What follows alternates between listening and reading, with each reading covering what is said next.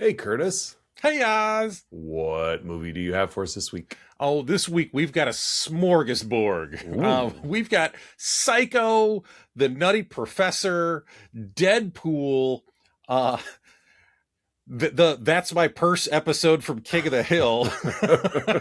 That's my purse. All tied together by Full House. This week we're watching So I Married an Axe Murderer.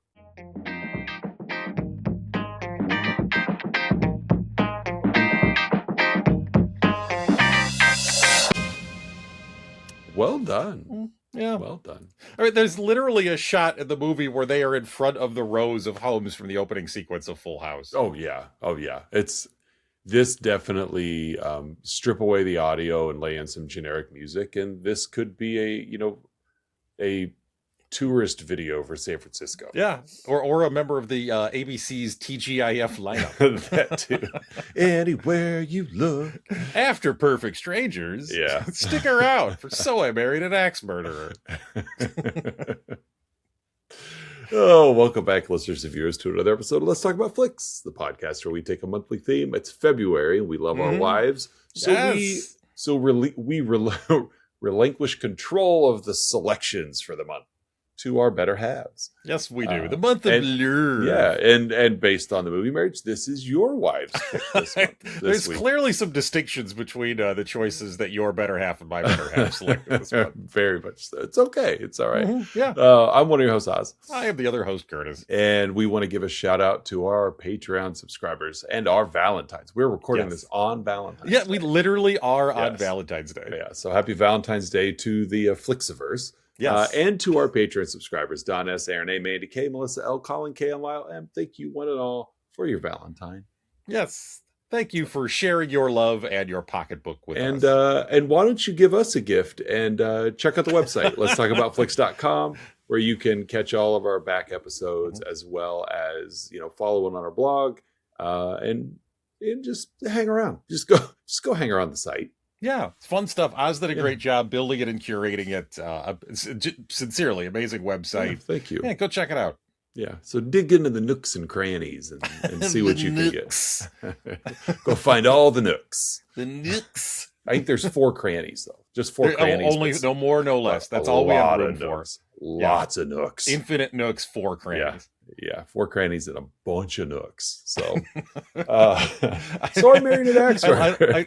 I love their act in the '60s. 4 crannies and a lot of nooks. Yeah, a bunch of nooks. It's bunch the new hit single from the Crannies. I think they were at the B stage at Woodstock. Yeah, it's Kevin Hurley and the Crannies. I don't know Kevin Hurley. It's Bobby Hurley's brother. Yeah. So.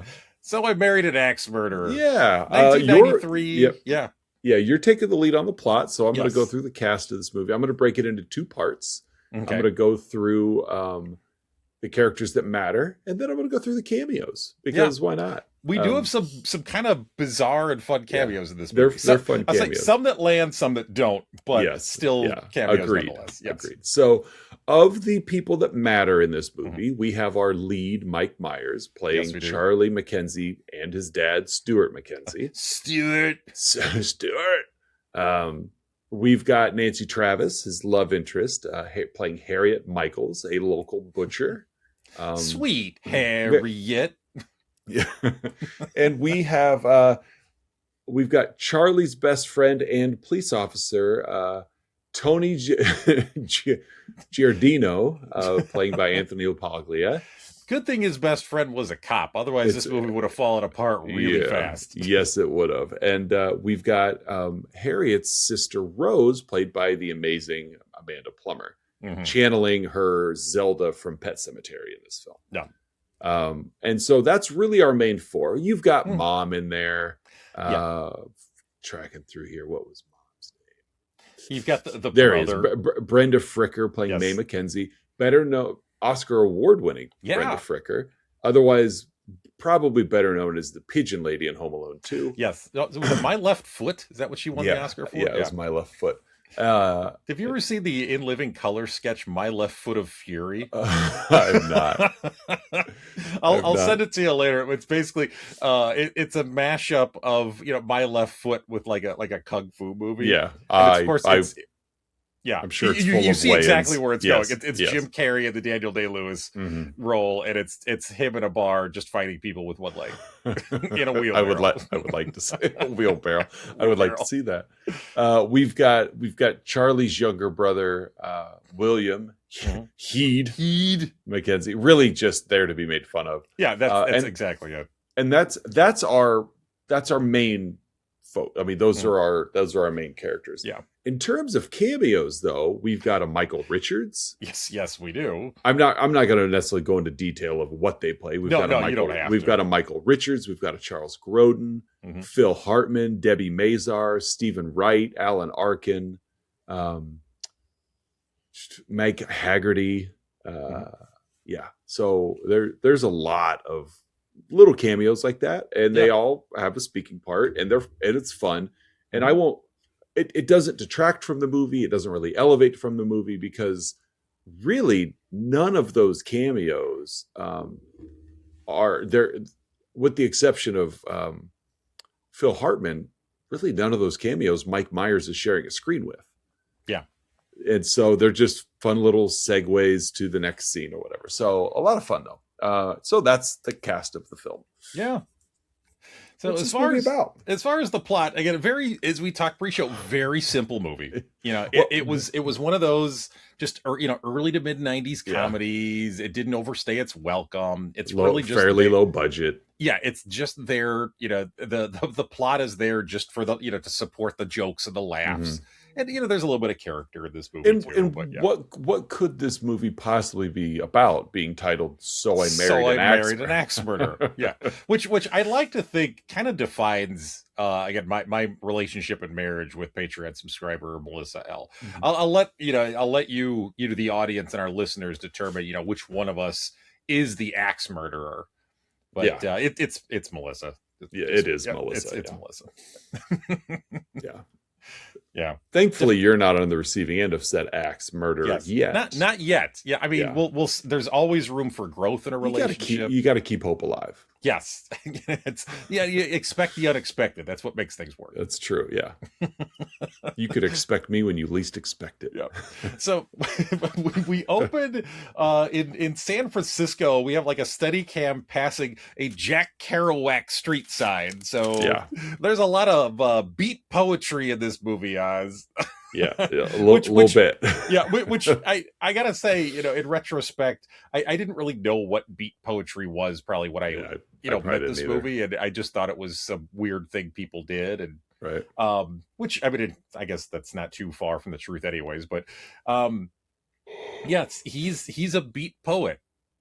That's his job. Charlie does. That's what he does for job.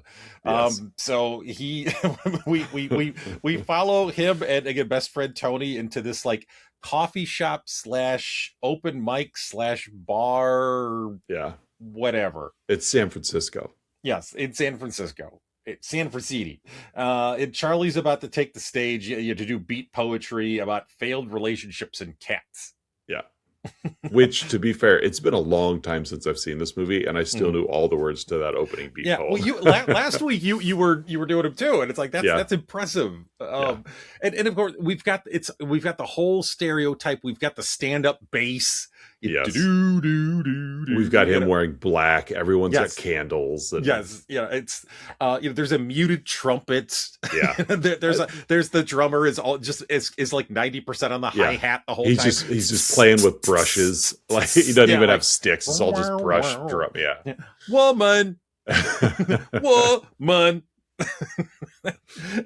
That's I know I'm just mimicking the movie right now, but like I don't know of another way to really describe this. He goes up and does beat poetry. That's and there's no rhyme or reason to the rules of beat poetry. It's just you go do your thing. But apparently you write the music first and give it to the house band so that they know what song to play behind you. This was all scripted out. This wasn't like Michael J. Fox taking the stage at the Enchanted Under the Sea dance of like, you jump in at this point. No, this is just him going up there, which gives the illusion that he's done this so many times that the house band knows the music for his beat poetry. Know his cues. Yeah. It's kind of a silly, fun, it is odd opening, but it works for this movie. Yeah, is he a good beat poet? Considering I don't know, I know nothing about beat poetry. I mean, I don't either. But I'm just saying, like, there's no range because it seems like every poem he ever does is the same cadence. Yeah, he just changes the words. Yeah, I mean it's like a Technotronic song. Get up, get busy, do it. It's just all the same. CNC Music Factory. Pump up the jam.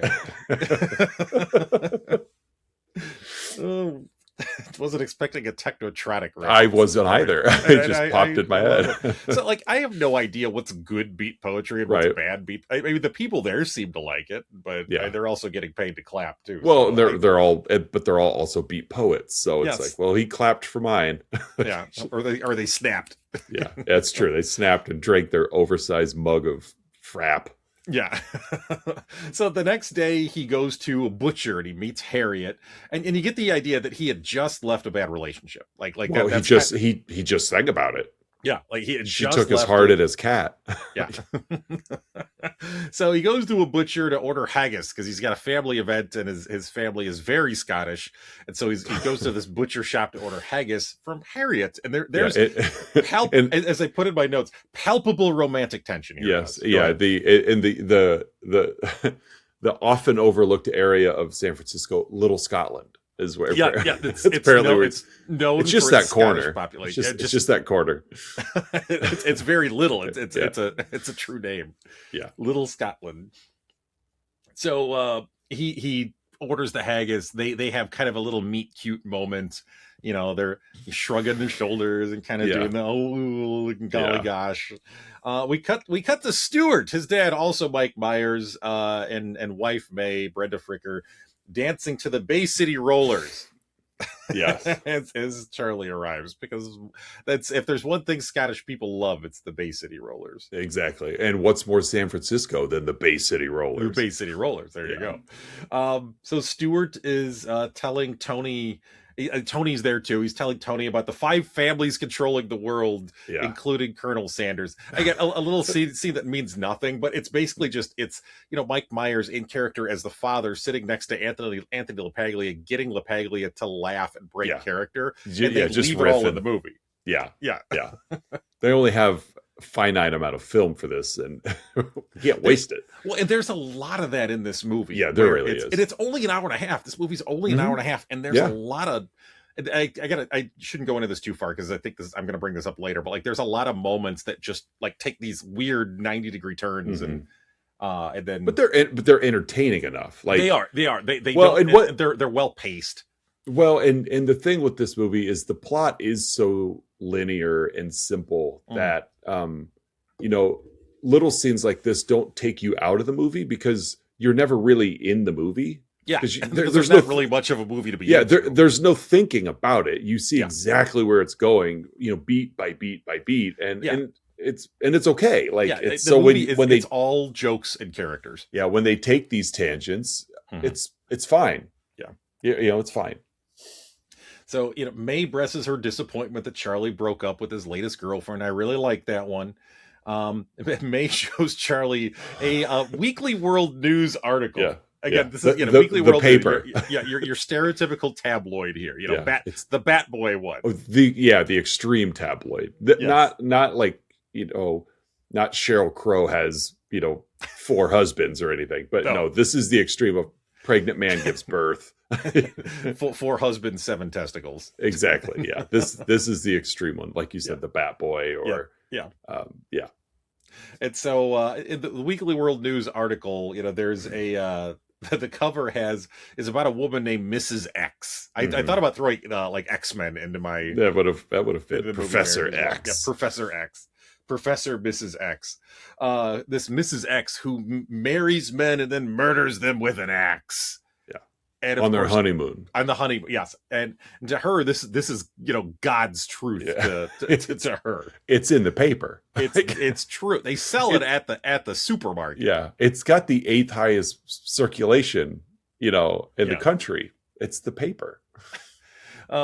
We get a weird little scene between Tony and I didn't even bother learning his name, Captain Alan Arkin. Yeah. Alan Arkin doesn't like being a cop, and Tony just wants him to be the stereotypical dirty, hairy chief. Yeah. Who's ranting and raving about, you gotta follow the rules, kid. Right. Yeah. And Captain Arkin refuses to do that. It's fun. Yeah, it offers him a hug. He's so nervous. Yeah. So Charlie goes back to a very busy butcher shop. He wants to go back and see Harriet again, and he introduces himself and offers to help Harriet. Says that my father was a butcher, and we see Harriet just bury a meat cleaver into an animal head. Mm-hmm.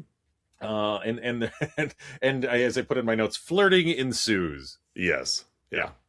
More Mike Myers scene. Just being Mike Myers. Exactly. The next day they go on a date. I'm pretty sure the same spot as Vertigo, right by the Golden Gate Bridge, because we're in San Francisco, so we have to show the Golden Gate Bridge a million times. And like we mentioned before, San Francisco's not that big. Yeah, as we've established in every movie we've covered that take place in metropolitan areas, they're really not that big. They look bigger on TV, but they're not so there's only so many sites you can actually go to in San Francisco. There's not much else. I mean, it's Alcatraz and the bridge. And the big hill. And the big hill, and that's it. As we established last week covering Jason's Lyric, Houston, the 4th largest city in America, it's really not that big. Yeah, large is relative. Yeah, you can get anywhere in 10 minutes in Houston. It's small enough it fits in a state. It's not like it takes up most of the country. No, it doesn't. It's not like Texas is a big state either. Right. Well, it's got a lot of these small towns in it. San Antonio, Dallas, exactly. Corpus Christi. Yeah, there's tiny birds. Austin, lots of Waco. There's not that many. Tiny. You can't fit them all in if they're too big. Yeah, it's called science, folks. Yeah. So they go on a date to the Golden Gate Bridge. He asks her if she's brutally murdered anyone, and she says the word brutal is subjective. Yeah. They dance, they frolic, they have a great time. He does more Mike Myers shtick. She deals with it because it is the most unromantic and unappealing thing a man can do. It's like be 1993 Mike Myers. Yeah, basically. But she's smitten with it. Well, it's in the script. She's getting paid as an actress to be smitten by it. So, but it's cute to realize that he's not this bohunk of a man. That's He's not too pretentious. Or it's totally fine. He's very silly, and she falls for it, which like a beat poet, like a beat poet. So they go back, run of the mill beat poet. Yeah. If I had a nickel for every date I went on with a beat poet. Typical beat poet. So they go back to her place. She mentioned she used to date a martial arts instructor and used to live in Atlantic City. I wonder if that's going to come back up. Well, because, what blew my mind, and this doesn't come up for me later, is this is we don't know how much of a time it was since Mom sat him down and talked about these specific 3 murders and where they were located. Yeah. But then he's having a conversation with Harriet, and she mentions 2 of those 3 locations, and he doesn't even connect the dots. Yeah. Which means how little he actually was how little regard he has for the Weekly World News or whatever, that. Yeah. So anyway. Yeah. So they go back to her place. She mentions all that stuff. He ends up spending the night. They sleep together, and he spends the night, and she wakes herself yelling, "Ralph!" very, very loudly and very demonstratively, and which I spooked him a little bit, but he got to sleep with Nancy Travis. So I mean, but we knew by paying attention that Ralph was the name of one of the murdered. That wasn't from Atlantic City and wasn't the martial arts expert from Miami. Yeah. So right here within 4 minutes of that paper, it's already laid out that, she's referenced all three of these. She's Mrs. X. I bet she might possibly be the axe murderer he marries. Yep. So foreshadowing. So the next morning, he walks in on Harriet's sister Rose in the shower, the Amanda Plummer, Honey Bunny. Yeah. Didn't we say that in an alternate world?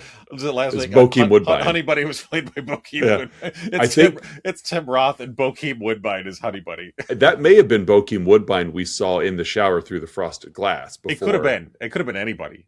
Before he Amanda actually Plummer played her body double. Yeah. It looks good. Yeah. Through frosted glass. Yeah.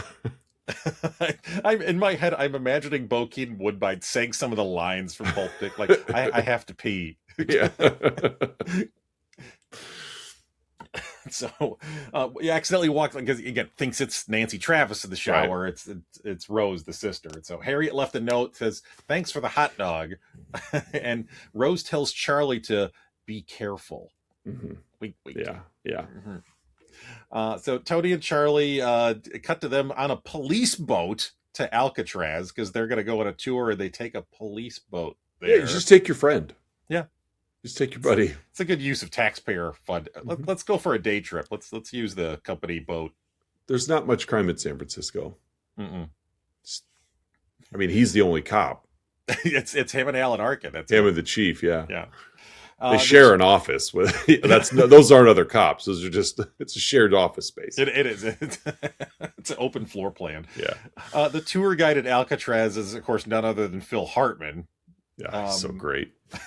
My name is John Johnson, but everyone here calls me Vicky. People call me Vicky. He has this very serious, monotone demeanor. Everyone here calls me Vicky. I love this tour. Yeah, I always have. Even I remember watching it the first time. Like, this is so fun. Yeah. We get a montage to. By the way, the movie had opened with a cover of the La's song "There She Goes," and now we have after this Alcatraz bit, we get a montage to the original "There She Goes" by the La's playing. And if you miss these first two montages, don't worry. There'll be plenty more opportunities to get There She Goes in this film. Yes. I feel like one of us is going to reference that later. But yeah, so song plays again, more frolicking and dates. And, we see Harriet and Rose together. And there's like a weird double date with Charlie and Harriet and Tony and Susan, played by Madonna's best friend, Debbie Mazer, in a weird cameo. Well, and they're playing this fun game of basically like what's grosser than gross, and of course they're so overdramatic and so over like Anthony or Tony Tony spits one out and it's like or else, and then Mike Myers says something that's gross and Nancy Travis says something that's gross. We get to Debbie Mazer and she's like, well, you're electrocuted. It just sucks the fun out of the whole room. Just doesn't get the bit. No. I was electrocuted once. It was really bad. Like, I gotcha. Like, okay. Yeah, like they can't even hide their contempt for her answer. Yeah. Tony is clearly not too taken by Susan here. So Charlie takes Harriet to meet his parents. Charlie sees the Weekly World News article again and then starts kind of putting things together. Like mentions the 3 axe murder victims were from Atlantic City, martial arts instructor, and a plumber named Ralph. It's like, So Charlie now becomes very paranoid in a matter of seconds. Yeah. Well, and we've already established through the opening beat poem and Mom's conversation with him and his conversation with Tony that this is typical for him. Yeah. He looks for problems in a good relationship so that he can leave. Yeah. Because it's a stereotypical, like, afraid of commitment kind of thing. Yeah. Yeah. I won't say it's insecure because the way he parades himself around is not insecure at all. Mm-hmm. The way he acts around these women. But yeah, this is his out. Yeah. So the next day, Charlie asks Tony to investigate her, and actress Lunell is there. Yeah, and looks. I left her out. Sorry. Yeah, I don't think it was a cameo. I think she was. I have a feeling this was early career. Yeah. So Lunell is there and looks him up for him. After Charlie thinks Harriet is trying to poison him, He freaks out after she expresses her curiosity about pushing someone off a cliff or in front of a subway. Right. Again, very heavy-handed movie. Yeah.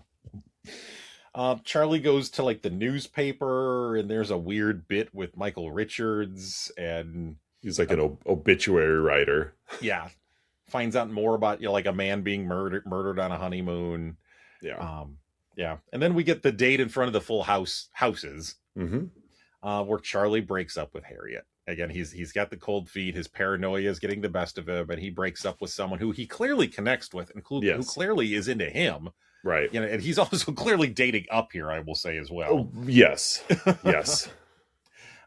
Just based on his haircut alone, he's dating up. Yeah. that early 90s split down the middle. Yeah. Yep. I had that haircut for a while. Shocking. I didn't. I've been rocking this since about 8th grade. So Charlie says that he's worried she'll leave him, and like that's what he has convinced himself is the reason. So she tears up and walks away. And that night, he does a beat poetry bit, or he shows her picture and speculates if she's Mrs. X, because that's how he processes things, is through beat poetry. Right. Tony calls, says someone else confessed to the murder of Ralph. And so Charlie hops in his fancy red sports car and drives back to Harriet's and says he got scared. I want you back. I love you. And she reciprocates, but she says, you blew it, Charlie, and closes the door on him. Fortunately, though, Oz, he was prepared. Yeah. Well, it was a short night at the Beat Poet bar, so the guys got off early. Yeah, so he got all the musician guys to go and set up on like a rooftop or a something, patio, or something outside of her window, and gets into the another beat poetry bit that he wrote about her with the exact same cadence of every other poem. There, eat it. So she takes them back, cut to them in a whirlpool bathtub, and yeah. There's also a bit the next morning where like Harriet has a friend, this no purpose to the scene, has a friend come over, and he comes down wearing a towel and gives her a hug, and of course, the friend is her friend Ralph. Yeah. Because when she was hollering out Ralph in her sleep, she goes, "Oh, it's one of my girlfriends," which of course Ralph is not the name of a female friend. Well, luckily her friend Ralph stopped by right after their bath. So we get to see Mike Myers as Canadian Heine here. We cut to this is Heineken. It's his Canadian Heineken, yes. We cut to Stuart and May's 30th anniversary party. Oz at a. This is a sweet scene. It is a sweet scene.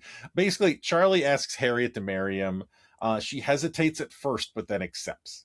Yeah, she's like, let's just live together. Like, we don't need to do that. Yeah, she's once again. She clearly loves him. But there's something about marriage that spooks her now.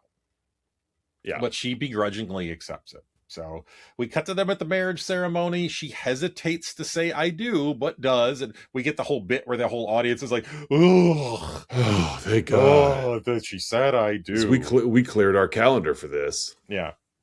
Again, time is all over the place in this film. Yes, yeah, it is a little hard to keep track of the time jumps. Because we went from a proposal straight to a wedding. It not at a courthouse, like so. No, full planned wedding, like church wedding. Yeah. From literally one scene to the next. Yeah. So Captain Alan Arkin pretends to grill Tony to stay out of the Ralph Elliott case. Of course, he can't maintain the bit because he's friendly, conscientious. Well, he held it, and then like Tony leaves and comes back, and he's like, "That was great." He's like, "You think so?" Like he's really working hard. He's workshopping this. It's like they're rehearsing a scene. Yeah, he's workshopping this like hard nosed police chief, and he got props for it. Yeah. But Tony basically uncovers evidence that Harriet is connected to all of the aforementioned murders. Yeah, because the lady that claims she killed Ralph Elliott also claimed to have killed Abraham Lincoln and Julius Caesar. So she's obviously nuts. Yeah. And then Tony actually does police work, and it takes all of 3 minutes. It's just like how Houston's not a big town. It doesn't take that long to do police work. No, not at all. I love the fact that he faxes a picture of Harriet to the like to the plumber down in where, you know, in Vegas or whatever. Like, I'm like, that plumber's got a fax machine sitting right there on his desk, huh? Right there. Right there. Faxes plumber's got one. Faxes a picture to the martial arts dojo in Miami. Everyone's got a fax machine. Everybody's got a fax machine. Faxes it to a hotel room in Atlantic City. Like, yeah, it's all right there. Yeah. Thankfully. Yeah, and this is where Tony also uncovers that all of the murders again happened on the honeymoon. So all the pieces are together. Tony, police officer Tony, you know, he's got the evidence. Harriet is going to kill Charlie tonight on their honeymoon. Because they're on their way to like Poets Retreat or something. Something like that. Some remote mountainside hotel. Yeah, it's of like 40 miles down a dirt road on a mountain I saw path. that too. There was like the sign that says 40 miles and it's like a dirt road. Like that's a long drive. I've like windy dirt road. I would have bought 4. You know, 4 miles is still quite a ways up. Yeah. You know, 40? you're off the beaten path. Yeah. Like, I don't know if that car could go 40 miles up a mountain. It made it. It's San Francisco. So they get there. The power's knocked out due to a storm. Tony charters a plane flown by Stephen Wright, who was of all the cameos was by far my favorite. Yeah. He and Phil Hartman were my top 2. Yeah. Art was great too. And Stephen Wright, he just while they're in the plane flying in the storm, he just turns to Tony and just says, "I have no concept of time." I was just born. I was 8.5 months premature. Oh, Stephen Wright. I love Stephen Wright. They land. Tony is able to get a quick call into Charlie at the hotel. It tells him Harriet is the murder before the phone lines go down. Mm-hmm. Tony then tries to commandeer a car driven by Charles Grodin. Playing Charles Grodin. I need to commandeer your car. No. Can I please commandeer your car? No. So he gives him a ride. Yeah, he eventually drives him to the hotel. In the room, the fire. I will say, I love the way they shot this. Again, not that there's a lot of technical prowess to this movie, but there's a scene in the room where they let the fire be the lighting in the room, and it reflected off Harriet's face and gave kind of that creepy look. Yeah, it did. They did do a great job with the lighting in this like nighttime hotel scene. Yeah, because even the way go ahead. Yeah. Say even the way they lit someone else was like, it was like, you're creepy. Like, yeah. You know, so of course Charlie walks in, you know, just got off the phone with Tony, sees an axe right by the fireplace and believes, Harriet's gonna kill me. Harriet tells Charlie, "I've been married before," so apparently she didn't tell him that. Yeah, he's like, I know. As Charlie grabs the axe and they wrestle over it, he eventually gets the better of her and locks her in a closet. Right. Charlie then finds a note signed by Charlie saying that he's leaving her. It's like, wait a second, I didn't write this. Right. And out of the shadows comes Rose. Didn't see this one coming, Oz. Yeah, Amanda Plummer, like it's lit, like shot from underneath, lit with blue lighting. Like, and Amanda Plummer's got more range than any other actor in this movie. Oh yeah, she plays a good crazy. Amanda Plummer. And and it was like, it was creepy looking. Like, good for you. Like you really nailed how you brought her out of the shadows. Yeah.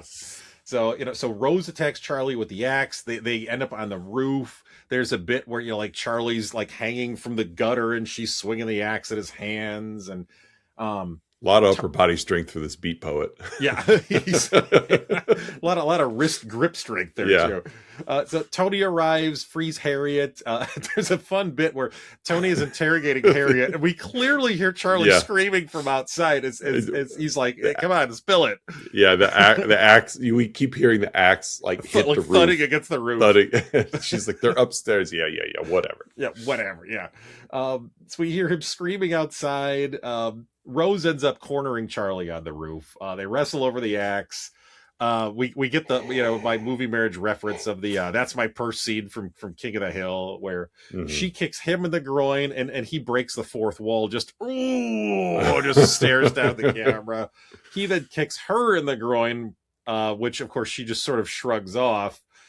She almost falls off the roof, but Tony ends up appearing out of a window below and grabs her and pulls her in to safety. Of course, she's arrested, but she survives. Do you think Rose was related to Iron Balls McGinty? Could have been. Do you think why she shrugged that off so easily? Yeah, either Iron Balls McGinty or Peggy Hill. One of the two, yeah.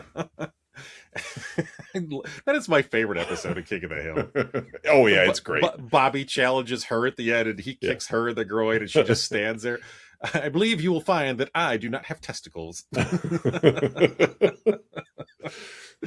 And we end on Charlie back in the bar, whatever, doing beat poetry about Harriet, and that's how we end 1993's So I Married an Axe Murderer. Very simple film, very silly film, very fun film. Yeah, I agree. Any other final thoughts you got about this one, Oz? It's definitely one that we get a precursor of things to come of Mike Myers. We, like you mentioned, we already have Wayne's World. Yeah. But we don't have Austin Powers. We don't have Shrek. We don't, there's a lot that we see him workshopping in some ways. Yeah. And it's just, again, it requires no thought. Exactly where the film's going, even with Rose's inclusion, only because there's really no other reason for her to be there. Yeah. The first time you see it, you might be surprised that it's Rose because Nancy Travis does do a pretty solid job of acting suspicious, like to where you could be like, oh man, we expected this, but here it is. But for all, it's just fun. It's just an innocent, fun little movie. And I feel bad for you if it's your favorite film because there are much better films out there, but if you just want to laugh for 90 minutes, it's a and comfortable not really film. think too hard, and it's okay to do that. This is a great movie for you. Yeah. So every week, folks, Oz and I give our own unique rating to the film we've been yapping about. In this case, So I Married an Axe Murderer. Oz, how would you rate this flick? I'm gonna give this movie 8 Vickies. 8 Vickies. Yep. Any particular Vicky? Vicky, either Vicki Lawrence or the little like android girl in that like late 80s TV show. Yeah. Like what? I can't remember the name of that show. Was it Small Wonder? Small Wonder. Yeah. Small Wonder. Yeah. Those are 2 of my 8 Vickies. Okay, that's 2 of them. You also got Vicky Vale. I got Vicky Vale. Yeah, Vicky Vale could be Vicky one Vale. too. So. And Victoria's Secret. I think that's her name, isn't it? Yeah. that's Vicky's Secret. Vicky's Secret. It's like Timo underwear. It's Vicky's Secret. Vicky's Secret. Vicky's shh. Yeah, that's right. Yeah. So, but no, that's my rating. 8 Vickies. What are you giving it?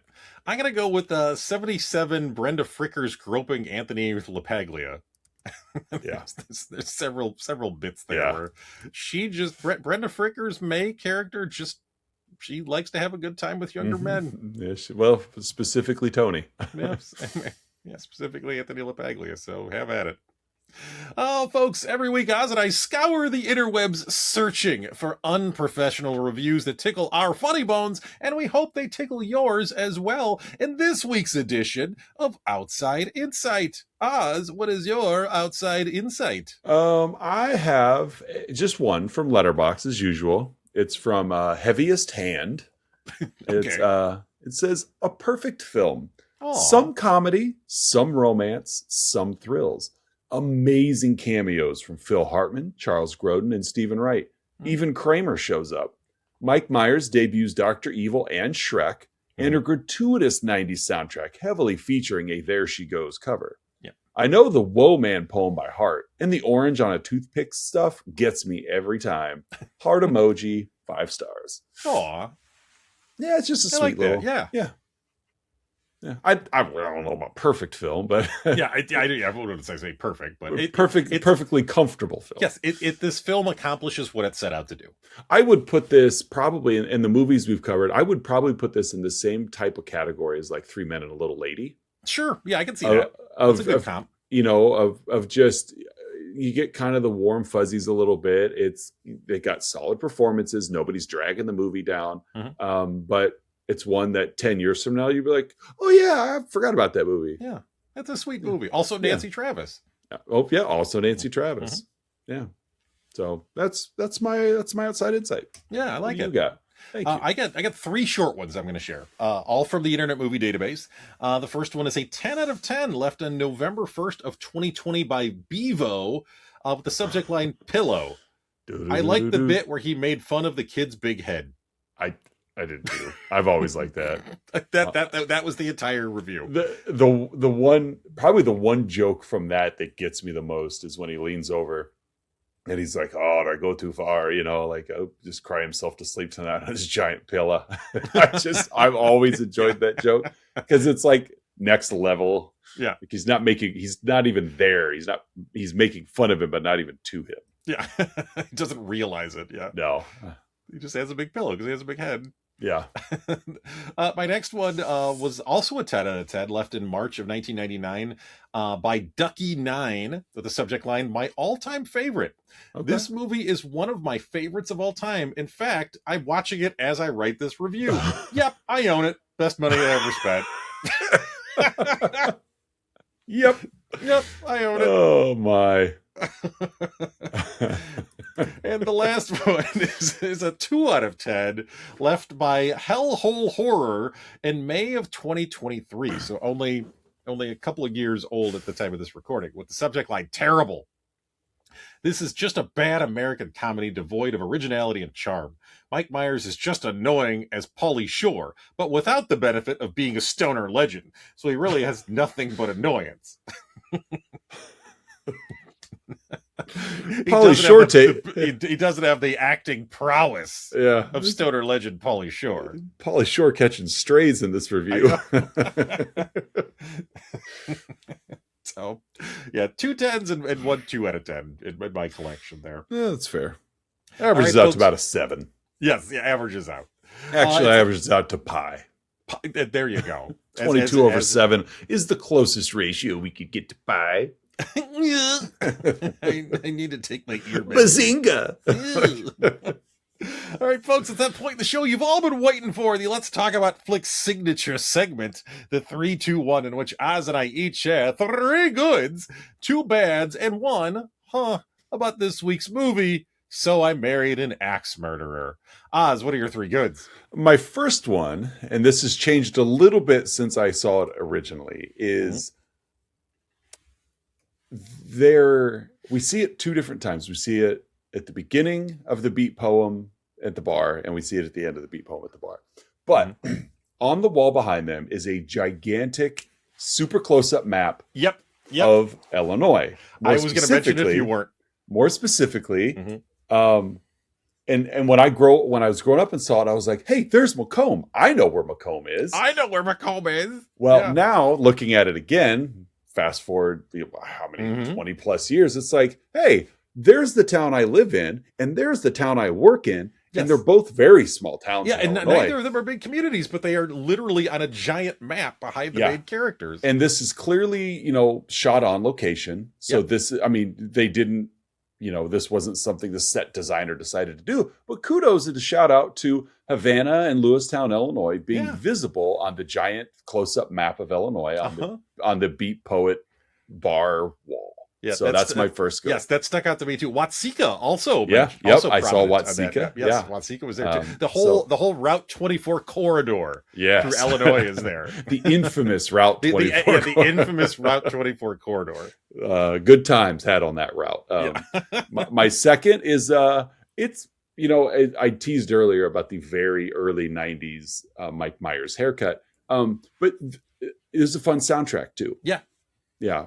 You've got The Laws, you've got some who sings Situation Nowhere? That's Big Audio Dynamite. Thank you. I knew it when I was watching it. I'm like, that's Big Audio Dynamite, but I knew I'd draw a blank right now. So the soundtrack to this was fun. It's a fun little peppy 90s offbeat soundtrack, and it was fun. And third, Alan Arkin. I really enjoyed his cameo.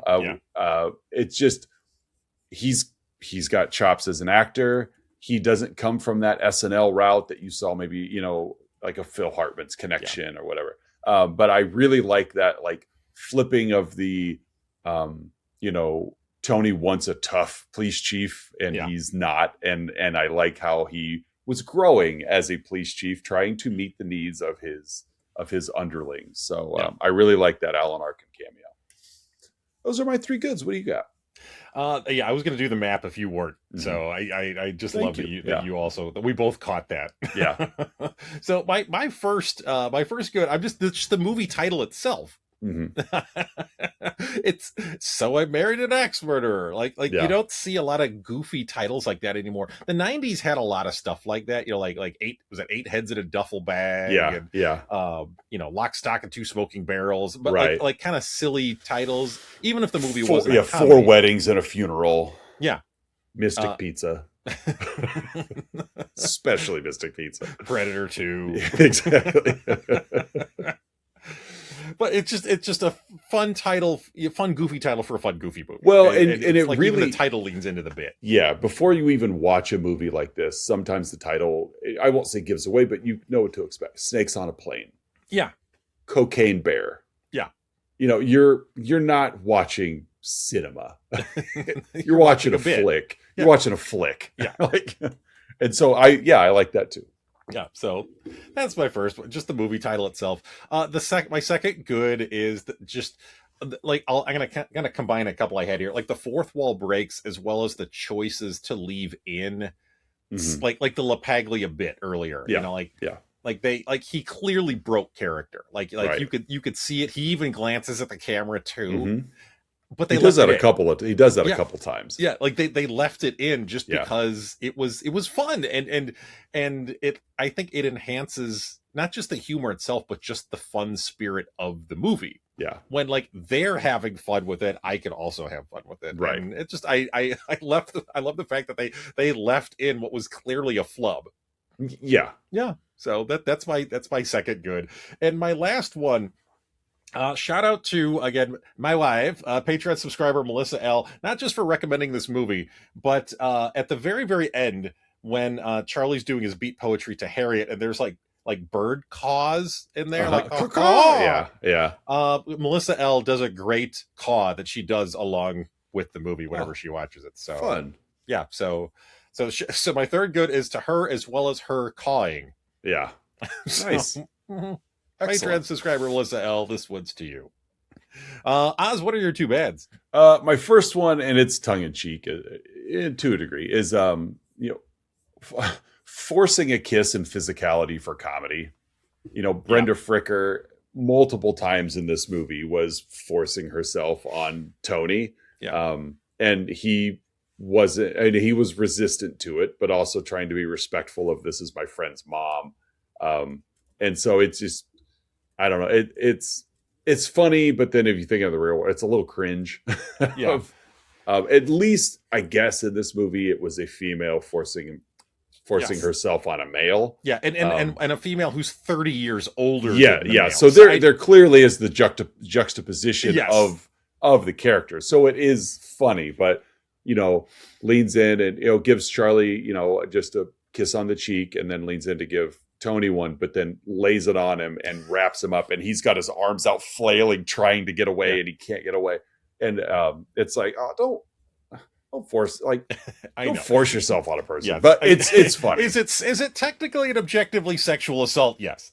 Yeah. Yeah. Is it still funny in this movie? On a police officer. On a police officer. Oh yeah. Both yes. Both are yes. Yes. And so that's my first bad. My second one is when Charlie stops by the butcher shop the second time, as he's driving by, and Harriet is outside, like unwinding the awning, dressed as some like Ricola actress, and then he goes in and he volunteers to help her out. Neither one of them are wearing gloves as they're handling all this meat. Yeah. Neither one of them. The entire sequence of little snippets of comedy. I don't know how they're even getting food to the people, because they're too busy just flirting. And although I did enjoy when he's got like the chewed up meat hanging out of his sleeves. Yeah. Mom, can you call the school nurse? Like, that was cute. But neither one of them, they both were handling meat all afternoon long with no gloves. That's gross. Yeah, unsanitary meat handling. Yeah, don't do that, guys. Mm-hmm. So only in San Francisco. Only in San Francisco. So those are my two bads. What do you got? Okay, so my two bads. The first one is that Michael Richards cameo was bad. Mhm. Like, it was bad, and like this was right in the middle of Seinfeld's run. So like, so I again, during Seinfeld's original run, I never really fully got into it, but I can imagine that people who were into Seinfeld who saw this movie and saw Michael Richards were like, oh, it's TV star from the biggest show, Seinfeld, and then he just kind of Michael Richards himself. Too much here, and didn't work. Unnecessary and not funny. He's no Stanley Spadowski. Correct. I could not agree more. No Stanley Spadowski. That to me is peak high. Like that is the high of Michael Richards. I could not agree more. Yeah, Stanley Spadowski in UHF. I just love his character. He's also good in Transylvania 65000. Okay. Yeah, he's good. He's good there. But that's really just he's still playing Stanley Spadowski, but much dumber. Dumber than Stanley Spadowski. Okay. Dumber than Stanley Spadowski, yes. I love that movie. We got to get that on the show. Yeah, I've never seen it. I've never seen it. Jeff Goldblum and Ed Begley Jr., Gina Davis. Oh, it's so fun. All right. Well, I know it's on. I think it's on one or two of our. We've got it. We'll get it on. Yeah.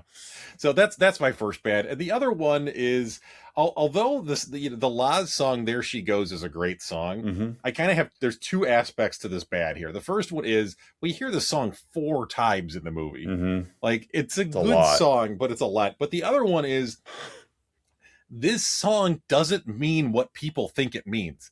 No, the song again. It was a couple years later. It was covered by Sixpence None the Richer. Like if you just listen to the chorus, there she goes. It's a sweet song about a girl and love, and that's how they used it for this movie. This song is about heroin. Mm-hmm. Yeah, the song is about being addicted to heroin. Yeah, chasing it again. Yes, she is the heroine. Yeah. And I can't explain. I mean, they literally say rushing through my veins. Yes. It's about doing heroin. Mm-hmm. It's not a sweet song about a girl. It's a sweet song. It sounds sweet. Yeah, you need to peel the onion on this one. So, yes, I get great song, wrong context. Yeah. And at none of the 4 times that they played it in this was she actually going. No, nor was she doing heroin. He was going. It should be more like, there I go. There I go again. There me go. There me go.